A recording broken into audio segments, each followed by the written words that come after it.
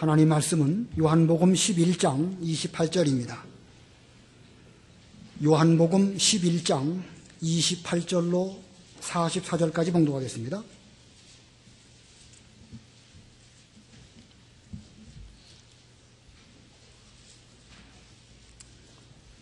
(11장 28절)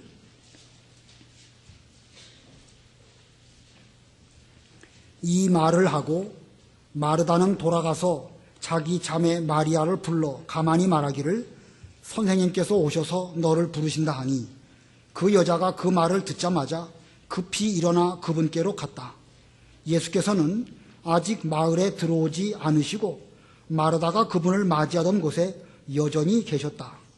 마리아와 함께 집에 있어 그 여자를 위로하던 유대인들은 마리아가 급히 일어나서 나가는 것을 보고 울기 위하여 무덤에 가는 줄로 생각하고 그 여자를 따라갔다.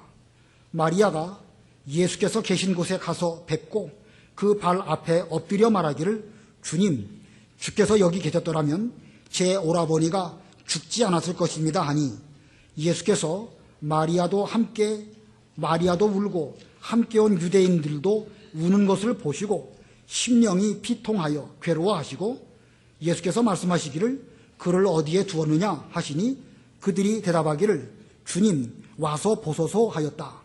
예수께서 눈물을 흘리시니 유대인들이 말하기를 보시오 이분이 나사로를 얼마나 사랑하였는가 하고 그들 중에 어떤 이들은 말하기를 맹인의 눈을 뜨게 한 이분이 그는 죽지 않게 할 수 없었다는 말이냐라고 하였다. 그러므로 예수께서 다시 속으로 피통이 여기시며 무덤으로 가시니 무덤은 굴이었으며 돌로 막혀 있었다. 예수께서 돌을 옮겨 놓으라 라고 말씀하시니 죽은 자의 누이 마르다가 말하였다. 주님, 죽은 지가 나흘이나 되어 벌써 냄새가 납니다 하니 예수께서 그 여자에게 말씀하셨다. 내가 믿으면 하나님의 영광을 볼 것이라고 내가 너에게 말하지 않았느냐. 그러자 사람들이 그 돌을 옮겨 놓았고 예수께서 눈을 들어 우러러보시며 말씀하셨다. 아버지, 제 말을 들어주셔서 감사합니다. 언제나 제 말을 들으시는 것을 제가 압니다. 그러나 제가 말씀드리는 것은 둘러선 무리를 위한 것이니 곧 아버지께서 저를 보내신 것을 그들로 믿게 하려는 것입니다. 이렇게 말씀하신 후에 예수께서 큰 소리로 외치시기를 나사로야 나오너라 하심으로 죽었던 자가 나왔는데 손과 발은 천으로 감겨 있었고 그 얼굴은 수건으로 싸매어져 있었다. 예수께서 그들에게 말씀하시기를 그를 풀어주어 가게 하여라 라고 하셨다. 거기까지 봉독하겠습니다. 오늘 본문은 나사로가 부활한 그런 내용이기 때문에 오늘 제목 나사로의 부활입니다. 나사로의 부활. 우리가 이제 오늘 금년 마지막 공각 공부를 하게 되고 또 2016년도에는 요한복음 후반부를 계속해서 공부하게 됩니다. 우리가 지난 주일에는 나사로의 죽음에 대해서 배웠습니다. 나사로의 죽음. 나사로가 왜 죽었을까? 그의 죽음은 다 하나님께서 이루고자 하시는 목적이 계셨는데 그 죽음을 통해서 하나님과 예수님께서 영광 받기 위함이었고 또 두 번째로는 예수님을 믿게 하기 위해서였다. 그리고 세 번째로는 예수님이 부활이요 생명이신 것을 깨닫게 하시려고 나사로가 죽었다라고 지난 시간에 배웠습니다. 사람이 믿음이 없이 죽는 것은 그건 사망, 죽어서 멸망한 것이지만 그러나 성도의 죽음은 귀한 것입니다. 죽음 자체는 슬픈 것이지만 흙에서 나서 흙으로 돌아가는 것이기 때문에 참 비참한 것이지만 그러나 믿음 안에서 죽는 것은 복이 있다고 성경에 말씀하고 있습니다. 나사로의 죽음, 그것은 아주 놀라운 하나님의 뜻을 이루기 위한 죽음이기 때문에 그의 죽음은 귀한 것이고 그의 죽음은 복받은 그런 죽음인 것입니다. 그래서 요한계시록의 자금 이후로 주 안에서 죽는 자는 복이 있다라고 말씀하셨죠. 이런 면에서 볼 때에 성도의 죽음은 참으로 존귀한 것이고 하나님은 우리의 죽음을 귀하게 보신다라고 시편에도 말씀하셨습니다. 자, 우리가 지난 시간에 나사로의 죽음에 대해서 살펴보았고 오늘은 이어서 나사로의 부활에 대해서 살펴보겠습니다. 제목으로 나사로의 부활, 그러니까 나사로가 스스로 다시 살아나는 것, 이런 의미로 볼 수도 있겠지만 그런 뜻은 아니죠. 나사로의 부활을 풀어서 말한다고 하면 예수님께서 나사로를 부활시키셨다, 이런 뜻입니다. 예수님께서 나사로를 부활시키셨다. 자, 이 나사로의 죽음, 이것은 곧 예수님의 그 죽으심과 부활과 아주 밀접한 관계가 있다고 지난 시간에 설명을 드렸습니다. 또 이 나사로의 이 죽음과 부활은 우리 성도의 죽음과 우리 성도의 부활과도 아주 밀접한 관계가 있는 것입니다. 오늘 이 나사로의 부활, 장차 우리가 어떻게 부활할 것인지를 보여주고 있습니다. 그래서 오늘 본문에서 우리 예수님께서 어떻게 나사로를 살리셨는가, 그것을 잘 살펴보면서 우리도 장차 이와 같은 모습으로 살겠구나, 우리도 이렇게 예수님께서 말씀하신 것으로 말미암아 부활하겠구나, 이런 깨달음을 얻는 이 시간이 되어야 되겠습니다. 본문을 세 대지로 전하면, 자, 예수님께서 어떻게 나사로를 살리셨을까? 그 중에 첫 번째, 예수님께서 찾아오심으로 나사로를 부활하게 하셨습니다. 예수님의 찾아오심이 없었다? 그렇다면 나사로의 부활도 없고, 예수님의 찾아오심이 없으셨다? 그렇다고 하면 우리의 부활도 그건 당연히 없을 수밖에 없습니다. 이 나사로가 병들었다라는 전가를 예수님께서 들으셨습니다. 그리고 이 병은 죽음에 이르는 병이 아니다라고 말씀하시고 이틀이나 더 유하셨습니다. 자, 이 살았을 때 찾아오시면 좋았을 터인데 주께서는 나사로의 죽음은 그 죽음에 이르는 병이 아니다라고 말씀하시고 이틀을 더 머무셨습니다. 그리고 나사로가 죽었습니다. 그때서야 비로소 우리 친구 나사로가 잠들었다, 그러나 내가 그를 깨우러 간다라고 하시고 찾아오셨습니다. 우리 주님께서 찾아오셔서 무슨 일을 하셨는가? 우리가 지난 시간에는 앞부분에서 마르다에게 여러 가지 믿음을 일깨워 주셨고, 또 오늘은 이어서 마리아에게 여러 가지 말씀을 하셨습니다. 자, 찾아오신 예수님, 마리아에게 어떤 말씀하셨는가? 28절로 30절까지 읽어보세요. 28절. 이 말을 하고 마르다는 돌아가서 자기 자매 마리아를 불러 가만히 말하기를, 선생님께서 오셔서 너를 부르신다 하니, 그 여자가 그 말을 듣자마자 급히 일어나 그분께로 갔다. 예수께서는 아직 마을에 들어오지 않으시고 마르다가 그분을 맞이하던 곳에 여전히 계셨다. 예, 이 마르다가 자기 자매인 마리아에게 예수님께서 오셨다, 그리고 너를 찾으신다라고 말해 주었습니다. 그랬더니 마리아가 급히 일어나서 뛰어서 예수님에게로 갔습니다. 자, 그런데 예수님께서는 그 앞부분에서 마르다와 함께 말씀 나누시던 그곳에 여전히 서 계셨는데, 아마 그 나사로의 무덤이 그 동구 밖에서 더 가까웠기 때문에 주께서는 이 마리아의 집으로 오시지 아니하시고 서 계셨던 그곳에 여전히 계시지 않았을까, 이렇게 생각이 듭니다. 31절 읽어보세요. 31절. 마리아와 함께 집에 있어 그 여자를 위로하던 유대인들은 마리아가 급히 일어나서 나가는 것을 보고 울기 위하여 무덤에 가는 줄로 생각하고 그 여자를 따라갔다. 예, 이 나사로의 죽음으로 마리아와 마르다를 위문하기 위해서 여러 유대인들이 많이 와 있다고 우리가 이 앞부분 그 19절에서 이미 보았습니다. 자, 유대인들이 마리아, 마르다, 또 이 나사로와의 여러 가지 교분, 이런 것으로 인해 가지고 그 문상하기 위해서 그들이 왔습니다. 초상이 났을 때에 그 초상집에 가갖고 문상하는 것은 참으로 중요한 사람의 그 예의라고 할 수가 있겠지요. 우리 교회도 이런 문상하는 것 잘하고 계시지만 좀 더 잘하면 좋겠다라는 생각을 좀 해봅니다.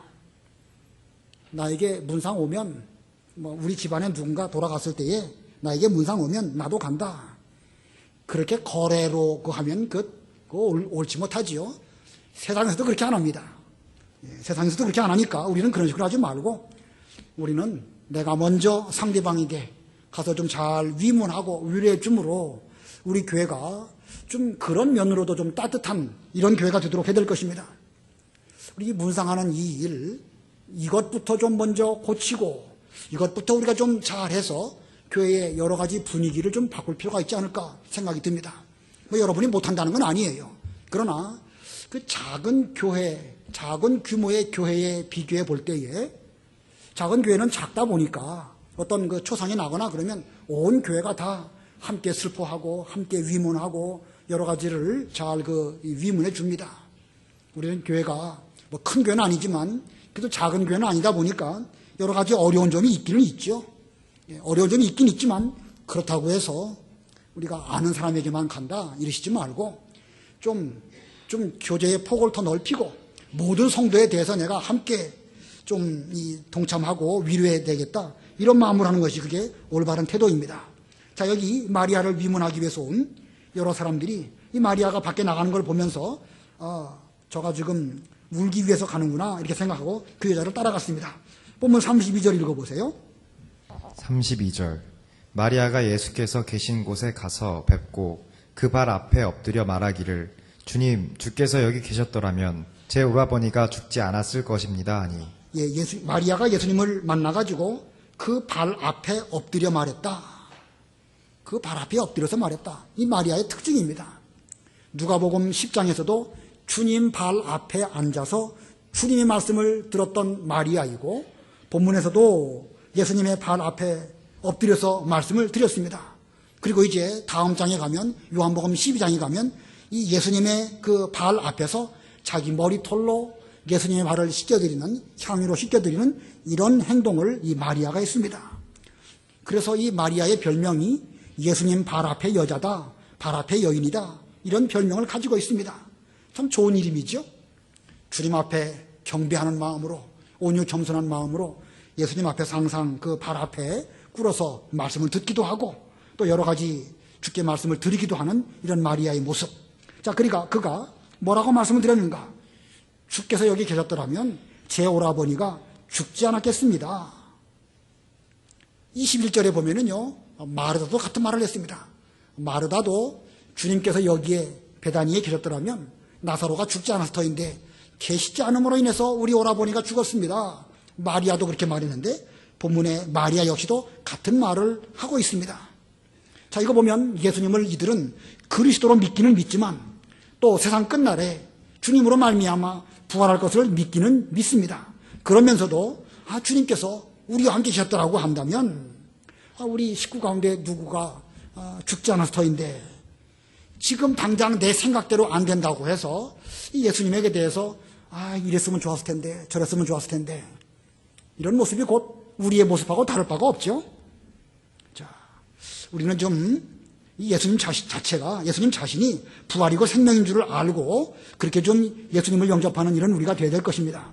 그러나 이 본문 문맥 속에서 보면 예수님께서는 나사로가 죽어야 하나님께 영광이 돌아갈 걸로 아셨기 때문에 오히려 그가 죽을 때까지 오지 아니하시다가 이틀이나 더 머무시다가 그리고 오셨습니다. 물론 예수님께서 나사로를 죽이기 위해서 죽게 되도록 방치하셨다 그런 뜻은 아닙니다. 이 성도의 죽음은 죽음으로 끝나는 것이 아니고 영광스러운 부활이 기다리고 있고 하나님과 예수님에게 영광이 돌아가는 이런 우리 성도의 죽음이다. 이걸 안다고 하면 예수님께서 일찍 오셨던 늦게 오셨던 우리의 병을 고쳐주셨던 아니면 죽도록 이렇게 하도록 섭리하셨던 이 모든 면에 대해서 우리는 이것이 다 하나님의 뜻대로 된 것을 알고 그 가운데 감사하면서 영광을 돌려야 할 것입니다. 자, 우리는 모두 죽어야 하는 인생들입니다. 그러나 믿음 안에서 죽음 자체를 슬퍼하는 자리에 머물러서는 안 됩니다. 죽음의 슬픔 그 이후에 부활의 영광이 있는 것을 생각하고 그런 그 부활의 영광을 바라보는 이런 우리가 된다고 하면 이 마리아가 말했던 것이나 마르다가 말했던 것처럼 우리는 말하지 않을 수 있지 않을까. 그렇다고 해서 본문에 무슨 인간적인 슬픔 이것을 부정하거나 그것을 죄악시하는 것은 아닙니다. 어떤 분은 남의 집에 문상 가가지고 그 유족들이 아주 많이 슬퍼하니까 그걸 보면서 믿음 없다고 막 책망하는 그런 사람이 있어요. 어떤 목사가 그렇게 했다는 말을 제가 듣고서 왜 그렇게 했을까 생각이 들었는데 물론 우리는 어느 정도는 신앙적으로 잘 이끌어줘야 되겠죠. 그러나 육신적인 슬픔을 지나치게 무시하고 영적인 것만 말하는 거 그건 잘하는 거 아닙니다. 우리는 육신의 슬픔은 육신의 슬픔대로 잘 위로하고 그런 가운데서 믿음으로 잘 권면해서 비록 지금은 죽음이 찾아왔지만 이제 주님 재림하실 때에 부활의 영광으로 하나님의 나라에 영원히 들어갈 것을 잘 일깨워주는 그런 우리가 되어야 될 것입니다. 33절로 35절 읽어보세요. 33절. 예수께서 마리아도 울고 함께 온 유대인들도 우는 것을 보시고 심령이 비통하여 괴로워하시고 예수께서 말씀하시기를 그를 어디에 두었느냐 하시니 그들이 대답하기를 주님 와서 보소서 하였다. 예수께서 눈물을 흘리시니 예, 마리아가 울 때에 거기에 있었던 유대인들도 함께 울었습니다. 그때 예수님께서 그들을 보시고 심령이 비통하여 괴로워하셨다. 이게 무슨 뜻인가요? 예수님께서 저들의 우는 것을 보시고 심령이 비통하시고 또 괴로워하셨다. 왜 예수님의 심령이 비통하시고 괴로워하시기까지 하셨을까? 두 가지 관점으로 우리가 생각해 볼 수가 있을 것입니다. 두 가지 관점으로. 그중에 첫 번째는 믿음이 없는 것을 보시고 우셨다. 저들의 믿음 없는 것을 보실 때에 주님께서는 안타까운 마음으로 우셨다. 지금 예수님께서는 나사로를 살리시기 위해서 오셨습니다. 그가 잔다. 내가 깨우러 가노라. 이 말씀은 살리기 위해서 오신 거 아니겠습니까? 잠시 후에 나사로를 예수님께서 부활시키실 것이니까 지금 예수님께서는 나사로가 죽었다는 그 이유 때문에 눈물을 흘리시거나 우시거나 그건 아닙니다. 다만 부활이요 생명이신 주님께서 오셨음에도 불구하고 마리아나 다른 사람들은 나사로가 죽었다고 울고 있는 것을 보실 때에 우는 그들이 너무나 가련하고 불쌍했던 것입니다. 그래서 우셨습니다. 심지어 비통하고 괴로워하시기까지 하였습니다. 저들은 나사로가 죽었다고 슬퍼했지만 주님께서는 그들의 믿음 없는 것을 보실 때에 불쌍해서 우신 것입니다. 이런 면에서 볼 때에 우리는 주님을 기쁘시게 드릴지언정 믿음 없는 것으로 예수님을 슬프시게 드리는 것은 이건 올바른 태도라고 할 수가 없습니다. 성경에 보면 예수님께서 우신 경우가 몇 번 있지요? 겟세마네 동산에서 심한 통곡과 눈물로 하나님께 기도하실 때 그때 우셨고, 또 이 나사로 죽었을 때에 또 우셨고, 또 언제 또 한 번 있죠? 갑자기 생각이 안 나네. 예수님께서 이렇게 우리와 같은 감정을 가지시고 이렇게 우신 이런 경우를 볼 때에 우리는 주님을 그런 면으로 좀 이해할 수 있어야 될 것입니다. 그래서 왜 우셨는가? 첫 번째는 믿음이 없는 걸 보고 우셨지만 두 번째는요, 인간적 슬픔에 동참하셔서 우신 것으로 또 볼 수가 있습니다. 우리 예수님은 완전한 하나님이시고 완전하신 사람입니다. 그분은 우리의 슬픔을 다 아십니다. 그래서 우리가 슬퍼할 때 함께 슬퍼해 주시고 우리가 기뻐할 때에 주님 또한 기뻐해 주시는 이런 관계에 있습니다. 이사야 53장에 보면 그는 멸시를 당하시고 사람들에게 버림을 받았으며 슬픔을 많이 맛보고 병고를 아는 사람이다. 우리 예수님께서 이 땅에 오셨을 때에 앞으로 슬픔을 많이 맛보시고 우리 인생들이 겪어야 할 여러 병고들을 아시는 그런 분이시다라고 예언적으로 말씀하고 있습니다. 자, 예수님께서는 우리 인생들의 병들고 죽고 그리고 괴로워하는 것, 이 모든 것들을 직접 체험하시려고 사람의 몸을 입고 찾아오셨습니다. 그리고 우리와 똑같이 모든 병고와 슬픔을 겪으셨습니다. 그래서 오신 것입니다. 그런 면으로 보면 예수님도 우리와 똑같은 감정을 갖고 계신 완전하신 사람이신 것을 알 수가 있고, 그런 면으로 볼 때에 우리가 그 주님의 그 우심, 그것은 좀 감정이 통하는 이런 어떤 인간적인 표현이 좀 조심스럽지만 그 인간적인 이런 표현을 잘 이해하셔야 됩니다. 우리와 똑같은 가운데서 우리처럼 느끼시고 우리처럼 괴로워하시고 이런 인간미가 있는 그런 예수님이라는 것이죠. 그런 면으로 볼 때에 우리는 믿음 하면서 어떤 어려운 일을 만나도 꿋꿋하게 울지 않고 믿음으로 잘 극복하는 것, 그건 옳은 일이지만 그렇다고 해서 인간적인 슬픔은 그건 믿음 없는 것이다 이렇게 말하는 것은 이건 올바른 것이 아닙니다. 우리 예수님께서 우신 이유, 믿음이 없는 것을 보시고 우셨지만 두 번째로는 인간적 슬픔에 함께 동참하신 이런 예수님이라는 것을 생각해 볼 때에 예수님의 진실한 인간미, 진실한 인간성, 이런 것들을 우리에게 보여주셨습니다. 상대방이 지금 식구가 죽어가지고 대단히 슬퍼하고 있는데 그 슬픔은 아랑곳하지 않고 믿음이 없다라고만 책망한다고 하면 그건 진정한 위로라고 할 수가 없습니다. 로마서에 보면 우는 자들로 함께 울고 기뻐하는 자들로 함께 기뻐라고 그랬죠. 로마서 한번 보고 넘어가겠습니다. 12장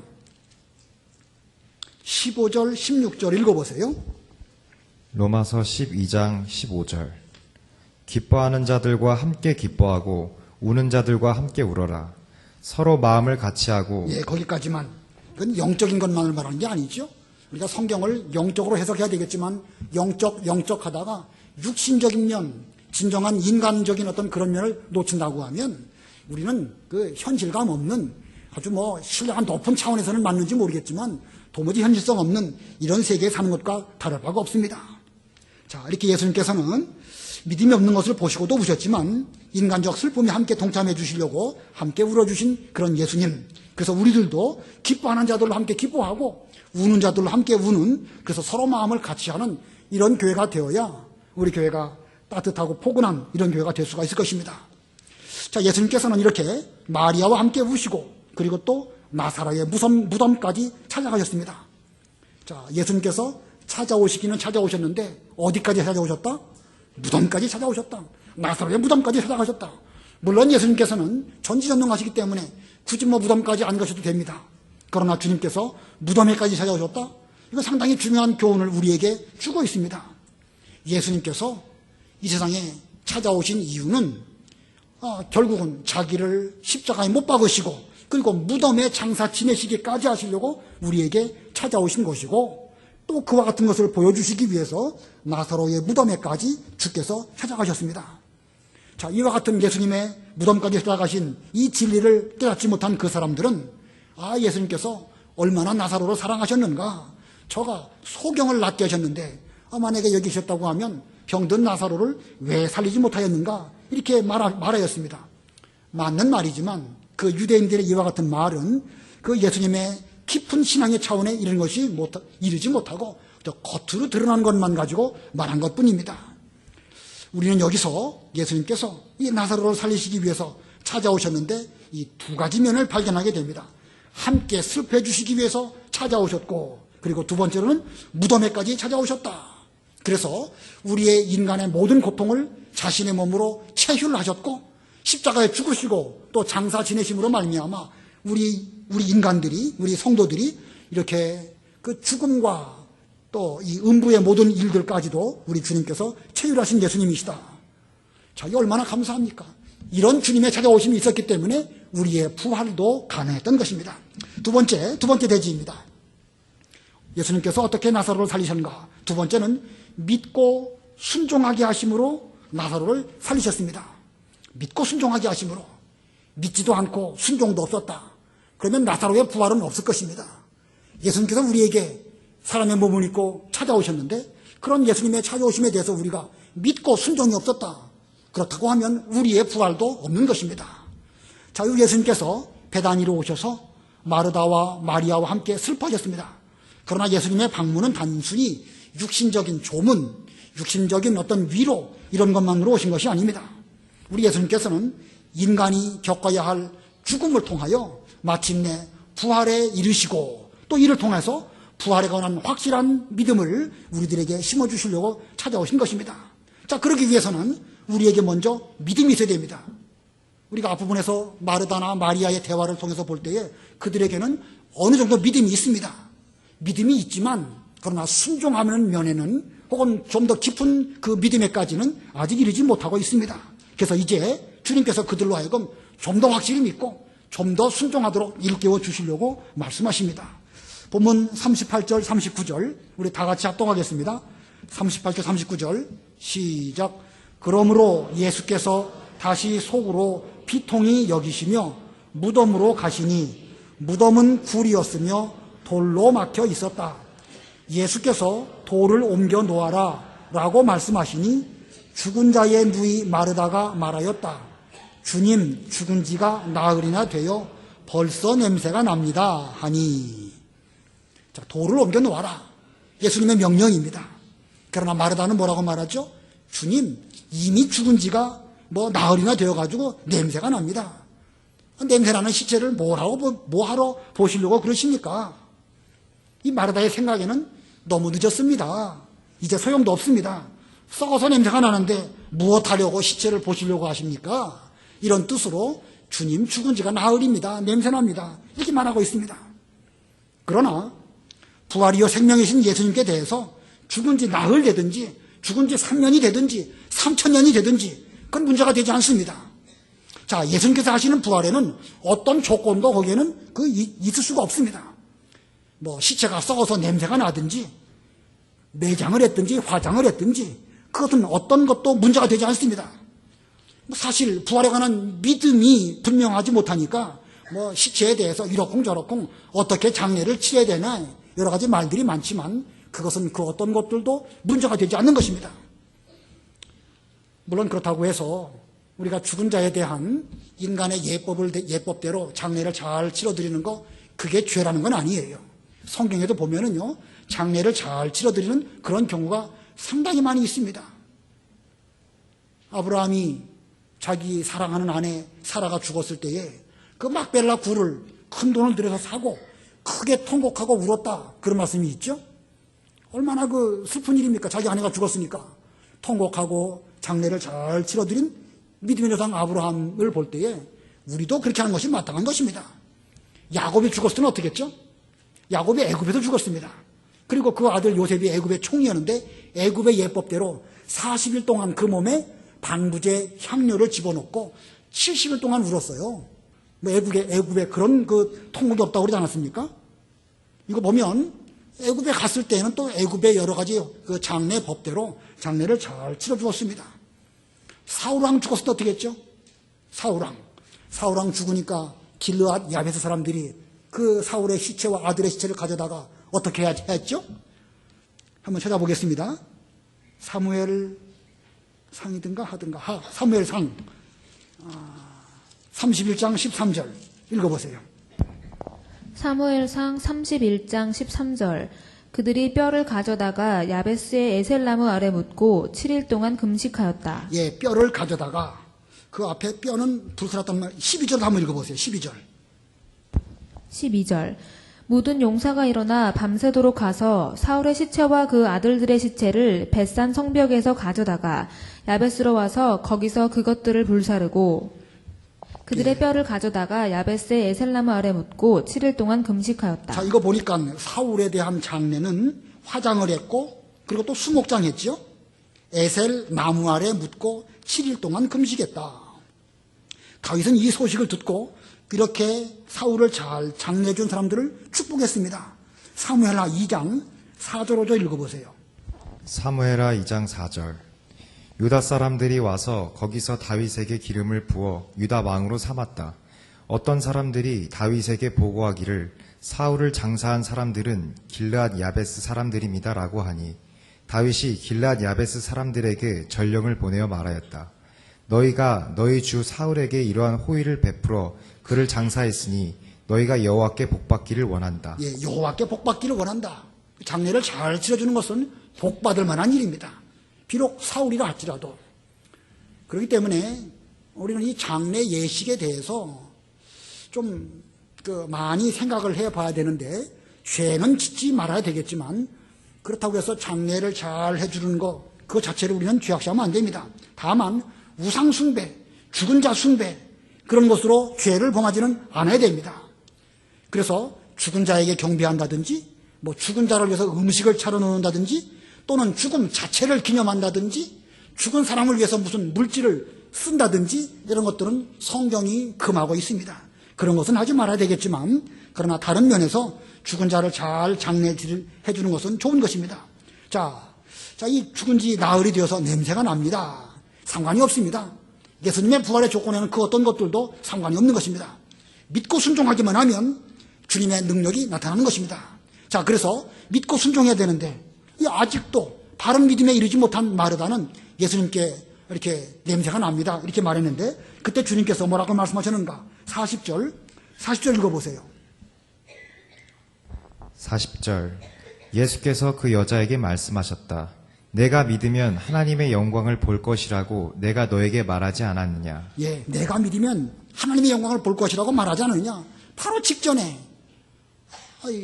마르다가 세상 끝날에 오라비가 다시 부활할 것입니다 라고 말하니까 예수님께서 내가 곧 부활이고 생명이니 나를 믿는 자는 죽어도 살겠고 살아서 나를 믿는 자는 누구든지 영원히 죽지 않을 것이다. 내가 이것을 믿느냐? 이것을 믿느냐 말했더니 마리아가 뭐라고 그랬죠? 예, 주님은 세상에 오실 그리스도이시고 하나님의 아들이심을 제가 믿습니다. 이렇게 믿는다고 말하고 잠깐 뒤에 가가지고 또 자기 오라버니의 그 시체에 대해서는 부활이신 생명이신 예수님이 오셨음에도 불구하고 냄새가 납니다. 냄새나는 오라비를 왜 보시려고 합니까? 이렇게 말하니까 다시 주님께서 안타까운 심정으로 말씀하시기를 내가 믿으면 하나님의 영광을 볼 것이라고 내가 너에게 말하지 않았느냐. 믿는다고 금방 말하고 왜 뒤돌아서서 또 믿지 못하는 것 같은 그런 말을 하느냐. 이렇게 주께서 안타까워서 하신 것입니다. 우리도 이 주께서 이 안타깝게 여기시는 이와 같은 말씀을 잘 듣고 우리도 똑바로 믿고 똑바로 부활에 관한 확실한 이 신앙적인 개념을 정립해야 됩니다. 이제 죽어도 우리는 천당하는 것이고 천당한 그 사람은 반드시 부활하는 것이고 주께서 오시기만 하면 반드시 주님의 능력으로 부활하게 될 것입니다. 근데 이런 믿음이 있으면 그럼 순종이 돼야 되는데 믿음이 있는 것 같으면서도 없고 순종하는 것 같으면서도 순종을 잘 못하면서 냄새나네 어쩌네 그러는 것입니다. 이게 다 자기 생각 때문에 그렇습니다. 눈에 보이는 육신적인 현상만 보고 예수님도 부활도 생명도 이런 것들을 보이지 않고 냄새나는 것만 생각하다 보면 올바른 믿음에 이를 수 없는 것입니다. 우리 모두는 이런 확실한 믿음, 확실한 부활에 관한 이 신앙적인 그 생각 이걸 잘 정립하시고 자기 생각을 버리시는 이런 우리가 되어야 제대로 믿고 제대로 순종할 수 있는 것입니다. 그런데 마르다나 마리아가 무슨 우리보다 믿음이 없어 그런 건 아니겠죠. 그들도 믿음이 위대하고 훌륭하지만 인간의 모습이 그럴 수밖에 없기 때문에 저들도 그렇게 말씀을 드린 것뿐입니다. 그래서 주님께서는 그들로 하여금 믿고 순종하게 하시려고 이렇게 나사로의 죽음을 통해서 또 나사로의 부활을 통해서 일깨워 주시려고 이렇게 오신 것입니다. 우리 모두들도 믿는 듯 하지만 믿음도 부족하고 순종하는 듯 하지만 사실은 순종이 부족합니다. 그렇기 때문에 우리에게는 죽음이라는 과정도 필요하고 슬픔의 과정도 필요하고 이러한 가운데서 우리에게 찾아오신 예수님을 만날 때에 내가 곧 부활이요 생명이라고 말하지 않았느냐, 이것을 내가 믿는다고 말하지 않았느냐, 이런 책망을 들을 때에 우리는 그때서야 비로소 제대로 된 믿음과 제대로 된 순종을 할 수가 있을 것입니다. 자, 세 번째로 예수님께서 어떻게 나사로를 살리셨는가. 아까 첫 번째로는 예수님께서 찾아오심으로 나사로를 살리셨고, 두 번째로는 믿고 순종하게 하심으로 나사로를 살리셨고, 세 번째로는 말씀으로 살리셨습니다. 말씀으로. 사람들이 예수님의 명령을 듣고 돌을 옮겨 놓았을 때 주께서 기도하십니다. 본문 41절로 42절 읽어보세요. 41절. 그러자 사람들이 그 돌을 옮겨 놓았고 예수께서 눈을 들어 우러러보시며 말씀하셨다. 아버지, 제 말을 들어주셔서 감사합니다. 언제나 제 말을 들으시는 것을 제가 압니다. 그러나 제가 말씀드리는 것은 둘러선 무리를 위한 것이니 곧 아버지께서 저를 보내신 것을 그들로 믿게 하려는 것입니다. 예, 예수님의 기도의 목적이 무엇이지요? 둘러선 그 사람들로 하여금 예수님을 제대로 믿도록 하시기 위해서. 무엇을 믿도록 하시는가? 죽음의 고통 가운데 살고 있는 우리 인생들을 불쌍히 여기시고 찾아오시고 또 우리 대신 십자가에 죽으시고 부활하심으로 말미암아 우리도 하여금 이 부활의 기쁨을 주시려고 찾아오신 그 예수님이라는 사실을 믿게 하시려고 이런 기도를 하셨습니다. 그래서 이러한 예수님의 기도, 이런 예수님의 행동들을 보고 사람들은 예수님을 믿었습니다. 이제 뒤에 11장 45절에 가면 많은 유대인들이 예수님의 이와 같은 행동들을 보고 그들이 믿었다 이렇게 말하고 있습니다. 그리고 나사로, 죽은 나사로에게 또 명령하십니다. 43절 44절 읽어보세요. 43절. 이렇게 말씀하신 후에 예수께서 큰 소리로 외치시기를 나사로야 나오너라 하심으로 죽었던 자가 나왔는데 손과 발은 천으로 감겨 있었고 그 얼굴은 수건으로 싸매어져 있었다. 예수께서 그들에게 말씀하시기를 그를 풀어주어 가게 하여라 라고 하셨다. 예, 이렇게 말씀하신 후에 예수께서 큰 소리로 외쳤다. 나사로야 나오너라. 자, 나사로야 나오너라 하는 예수님의 명령, 그 말씀으로 나사로를 부활시킨 것입니다. 자, 예수님의 말씀이면 부활할 수 있을까요? 인간의 상식으로 받아들이기가 쉽습니까? 사실은 인간의 지식 상식으로는 믿어지기가 어렵죠. 그러나 만일 예수님을 하나님으로 알고 하나님을 창조주로 알고 또 우리 하나님께서는 천지 만물을 창조하실 때에 말씀으로 창조하셨다라는 그 신앙의 가장 기본적인 것을 제대로만 우리가 알고 있다고 하면 주님의 말씀이면 얼마든지 죽은 나사로 아니라 3000년 되고 다 썩어서 흔적도 없는 사람이라 할지라도 얼마든지 부활케 하실 수 있다. 라는 것을 우리도 믿을 수 있습니다. 왜 못 믿는가? 그 믿음의 수준이 예수님을 하나님으로 알지 못하고 하나님으로 말미암아 천지 만물이 창조된 것을 제대로 못 믿으니까 그럴 수 있을까? 또 성경이니까 그럴 수 있겠지. 그러면서 막연하게 피상적으로 이 부활에 대해서 생각하는 경향이 있습니다. 그러지 말고 천지 만물이 된 것이 하나님의 말씀으로 된 것이고 마지막 날에 세상을 다시 새롭게 하실 때에도 예수님의 말씀으로 될 것을 제대로 믿는다고 하면 그 부활은 얼마든지 주님 안에서 가능하다. 이런 믿음을 우리도 가질 수 있습니다. 자, 이 부활이라는 현상, 이 자기 생각에 사로잡혀가지고 뭐 죽은 지 나흘이나 되고 냄새가 난다. 이렇게 생각한다고 하면 그런 사람은 부활을 받아들일 수 없습니다. 이 자기 생각, 인간의 머리로는 절대 이것을 받아들일 수 없습니다. 그러나 우리도 믿으면 하나님의 영광을 볼 것이라고 했으니까 우리는 믿음으로 말미암아 이 부활의 영광을 보고 그 세계에 들어가는 우리가 진짜로 이 부활에 참여하게 되는 이런 우리가 되될 것입니다. 자, 이 믿지 않은 사람은요, 심지어 자기 눈 앞에서 죽었던 사람이 살아난다 할지라도 끝까지 안 믿습니다. 그 뒤에 보면 그렇죠? 11장 46절 읽어보세요. 46절. 그들 중 어떤 이들은 바리새인들에게 가서 예수께서 행하신 일을 그들에게 말하였다. 예, 이것은 곱지 못한 눈으로 그 유대인들 가운데에서 예수님이 행하신 모든 일들을 보고서도 바리새인들에게 가서 일러 바친 것입니다. 누가복음을 한번 볼까요? 누가복음 16장 30절 31절. 예수님께서 하신 말씀입니다. 누가복음 16장 30절 31절. 누가복음 16장 30절. 그러자 그가 말하기를 아닙니다. 아버지 아브라함이여 죽은 자들 중에서 누군가가 그들에게 가면 그들이 회개할 것입니다 하였으나 아브라함이 그에게 말하였다. 그들이 모세와 선지자들에게서 듣지 않으면 죽은 자들 중에서 누가 살아난다 하여도 경청하지 않을 것이다. 예, 죽은 자가 살아나는 것은 믿음 안에서 가능합니다. 주께서 믿음 안에서 가능한 것을 보여주시기 위해서 나사로의 그 죽음을 부활로 이끌어 주셨습니다. 자, 그런데 이것을 믿음으로 보지 않은 사람은 자기 눈앞에서 이런 일이 실제로 일어나도 끝까지 믿지 않을 수밖에, 받아들이지 않을 수밖에 없는 것입니다. 자, 우리 주님께서는 이렇게 해서 죽은 나사로를 부활시켜 주셨습니다. 자, 죽은 나사로가 어떻게 부활했나? 오늘 세 가지 말씀드렸죠? 제일 첫 번째는 예수님께서 어떻게 하심으로? 찾아오심으로. 두 번째로는 우리를 어떻게 하게 하시고? 믿고 순종하게 하시려고. 세 번째로는 어떻게 부활했습니까? 말씀으로입니다. 우리도 이 어느 것도 그 조건이 맞지 않는다고 하면 이 가운데 이 부활의 기쁨에 참여할 수 없습니다. 예수님은 우리로 하여금 이렇게 찾아오셨고, 그런데 우리가 믿고 순종이 없다고 하면 우리는 그 부활의 영광에 참여할 수 없습니다. 마지막 날 주님께서 말씀으로 반드시 우리도 부활시켜 주실 것입니다. 자, 이 나사로의 부활, 이것은 장차 우리의 부활을 보여주신 것입니다. 자, 이런 세 가지 단계가 있는데 지금 어느 단계까지 이르렀을까? 우리 주님께서는 찾아오셨죠? 우리에게 찾아오셨습니다. 우리에게는 믿음을 주셨습니다. 믿고 순종하는 그 단계에 우리가 있는데, 믿기는 믿는데 얼마만큼 믿느냐? 물론 기본적인 믿음은 다 있습니다. 그러나 온전한 믿음에 이르도록 우리는 노력해야 될 것입니다.